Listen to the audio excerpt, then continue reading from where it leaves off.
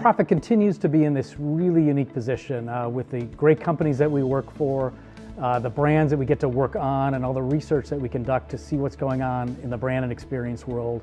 And I just wanted to share with you a few trends we've seen in the first half of 2018. First off, brand and experience continue to be inextricably linked. Gartner Group just came out with a study that showed that 89% of executives believe that experience is the new battleground they're fighting for. Those companies that are leveraging real-time data and analytics to create what I would call hyper-personalized, contextualized, dynamic experiences are the ones that are winning the relevance war.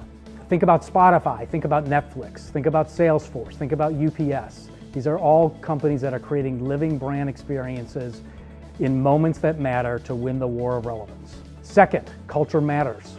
Culture's always mattered. Prophet's research has shown that brand purpose, culture, and experience are all really linked together. And Starbucks' moment that we all know about a few months ago, even Lyft's kind of recent stance about being more human-centered and empathy-driven are all cultural watershed moments for brands. We need to remember that customers are not just buying stuff, they are buying into stuff. And companies that have defined their brand purpose and figured out how to get their culture engaged in bringing it to life are the ones that are going to win going forward.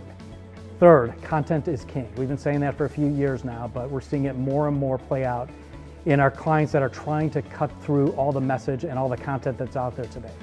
As a matter of fact, the number of companies that have hired chief content officers in the last 3 years has risen by 75%. And these are non-media companies. These are companies like Microsoft and Capital One and PepsiCo. They're all trying to create independent, trust-based relationships with their customers and their consumers based on content and information. If you do this well, you're ultimately building a relationship. If you do this well, you're ultimately building equity. If you do this well, you'll ultimately build sales. Content is king. Finally, security and privacy are forever part of our brand dialogue. And we're starting to see companies that are building this into their brand narrative, like Apple, like Unilever, even like Wells Fargo, as part of who they are and what they stand for, but even as a point of difference, are companies that are going to start to build trust and integrity in brands, and that's what consumers are looking for these days. These are just a few of the trends that we are seeing in the first half of 2018. Look forward to catching up with you towards the end of the year to see what the summer and early fall brings us. Thanks very much.